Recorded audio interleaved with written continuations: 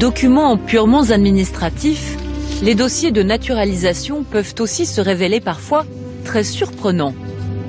Ils nous racontent qu'à un temps T de notre histoire, une personne d'origine étrangère est devenue française.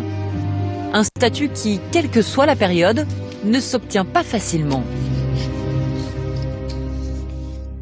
Des hommes politiques ont passé des heures devant les guichets de la préfecture de police à demander, attendre, espérer la nationalité française. Les dossiers qui constituent la mémoire de ce qui fut parfois un combat avec l'administration sont aujourd'hui conservés sur le site de Pierrefitte, sur 10 km de rayonnage.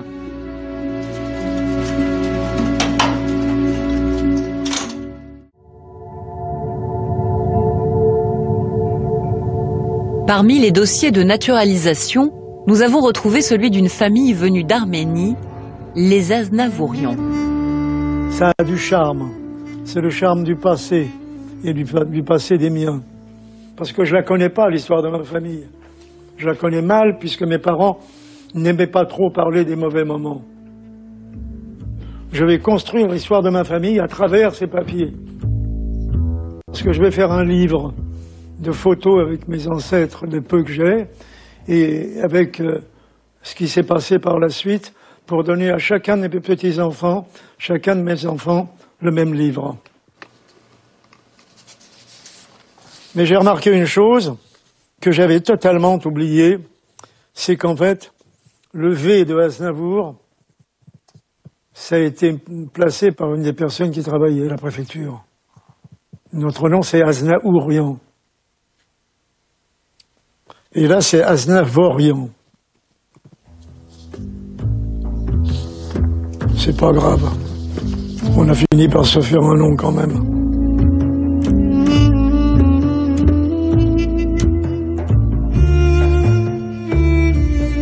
Nous sommes le 22 mai 1924. Un petit Charles vient de naître dans une famille d'artistes arrivés quelques jours plus tôt à Paris, d'un pays qui n'existe plus, l'Arménie. Peu de temps après sa naissance, le petit Charles est déclaré français.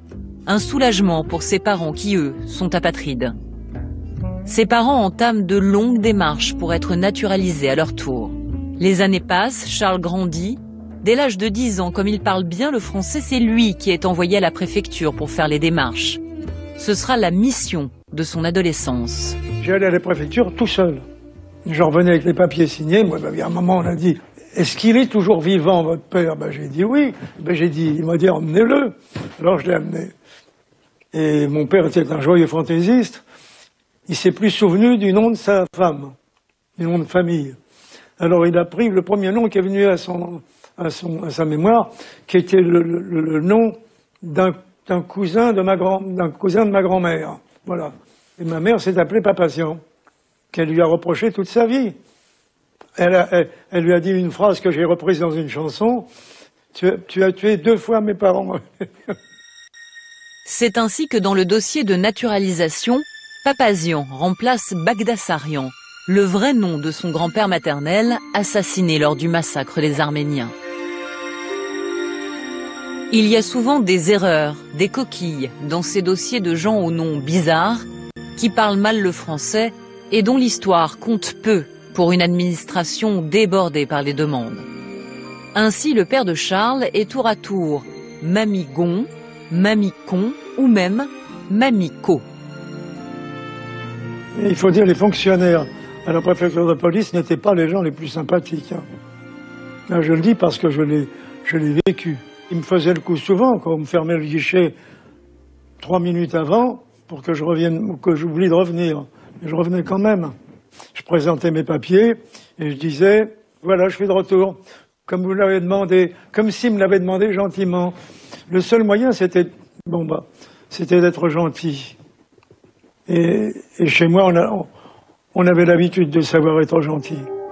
La nationalité française leur est refusée. Ils sont déclarés sans intérêt du point de vue national. À ce moment-là, Charles a 15 ans. Monsieur et Madame Aznavourian, trop âgés pour avoir d'autres enfants, n'intéressent pas la France. Demande sans intérêt du point de vue national. Mais qu'est-ce qu'on appelle l'intérêt national? sinon que d'être un bon citoyen et d'être là quand il faut être là, au moment les plus délicats justement. Malgré ce refus, Mamigon Aznavourian, le père de Charles, s'engage en 1939 dans l'armée française, puis en 1941 dans la Résistance. Et c'est grâce à cet acte de courage qu'il obtiendra en 1947 la nationalité française. Maintenant, on est français. Voilà, on était comme les autres. Avant, on n'était pas tout à fait comme les autres. Sauf moi.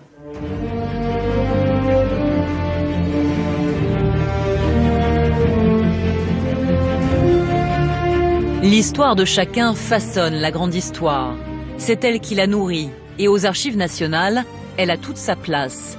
Celle de milliers d'hommes et de femmes qui ont vécu des drames, subi des guerres, construit notre pays, grandi avec lui, qui lui ont apporté leurs valeurs, leurs idéaux, leurs rêves, leur sang parfois. Tous ont laissé leurs traces aux Archives nationales.